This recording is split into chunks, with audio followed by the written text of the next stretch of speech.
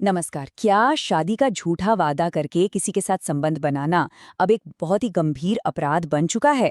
जी हाँ, भारतीय न्याय संहिता 2023 में एक नया और काफी चर्चा में रहने वाला कानून जोड़ा गया है। वो है धारा 69। तो आज के इस विश्लेषण में हम इसी कानून की हर एक परत को खोलकर समझेंगे। ठीक है, तो इस कानून को अच्छी तरह से समझने के लिए हम एक एक कदम आगे बढ़ेंगे।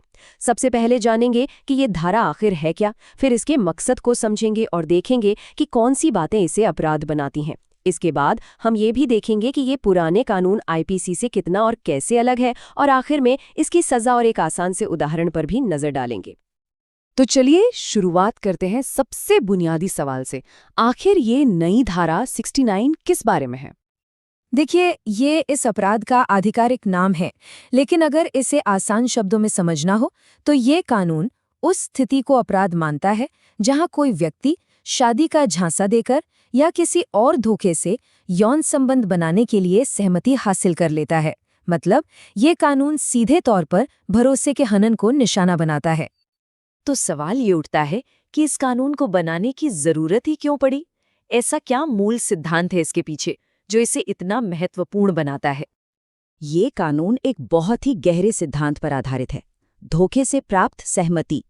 इसका मतलब ये है कि अगर किसी की सहमति किसी झूठ, फरेब या धोखे की बुनियाद पर ली गई है तो कानून की नज़र में वो सहमति है ही नहीं। सच कहें तो यही एक लाइन इस पूरे कानून का दिल है।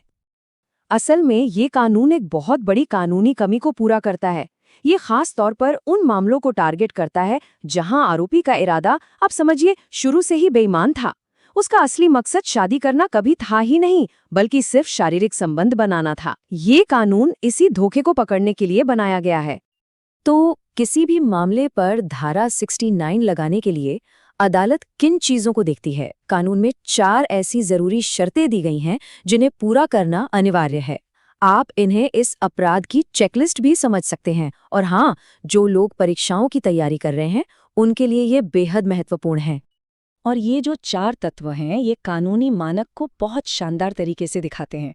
इसे एक ऐसे ताले की तरह सोचिए जिसे खोलने के लिए 4 अलग-अलग चाबियों की जरूरत है। धारा 69 को लागू करने के लिए इन चारों तत्वों का एक साथ मौजूद होना ही पड़ेगा। अगर इनमें से एक भी तत्व कम है तो ये धारा लागू नहीं होगी। लेकिन यहाँ एक बहुत ही जरूरी सवाल उठता है। क्या होगा अगर कोई व्यक्ति सच में शादी करना चाहता था लेकिन बाद में किन्हीं वजहों से उसका मन बदल गया? ये समझना बेहद जरूरी है। ये कानून उन सच्चे रिश्तों को अपराध नहीं बनाता जो किसी वजह से टूट जाते हैं। अगर कोई बाद में पारिवारिक दबाव, सामाजिक कारणों या हालात बदलने की वजह से शादी नहीं कर पाता तो ये अपराध नहीं है। कानून की नज़र में अपराध तब बनता है जब धोखा और बेईमानी शुरुआत से ही मौजूद हो। अब धारा 69 के महत्व को और भी गहराई से समझने के लिए ये जरूरी है कि हम नए बीएनएस की तुलना पुराने भारतीय दंड संहिता यानी आईपीसी से करें। यह तुलना सबसे बड़े बदलाव को एकदम साफ कर देती है। पहले आईपीसी में ऐसे मामलों के लिए कोई एक सीधा सेक्शन नहीं था। सब कुछ अदालतों के अलग अलग फैसलों पर निर्भर करता था। लेकिन अब बीएनएस ने इसे एक स्पष्ट लिखित कानून बना दिया है। इससे कानून में एक स्थिरता और स्पष्टता आई है, जिससे अब अलग अलग व्याख्या की गुंजाइश बहुत कम हो गई है।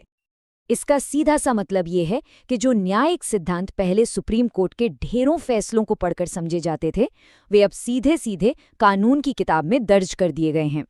इससे पीड़ितों और वकीलों दोनों के लिए कानून को लागू करना और समझना काफी आसान हो गया है। तो ठीक है, हमने कानून समझ लिया। लेकिन अगर कोई इस कानून के तहत दोषी पाया जाता है तो उसे क्या परिणाम भुगतने पड़ते हैं? चलिए अब सजा और एक बिल्कुल व्यावहारिक उदाहरण पर नजर डालते हैं। सजा काफी गंभीर है। इस अपराध के लिए 10 साल तक का कारावास हो सकता है और साथ में जुर्माना भी लगाया जाएगा।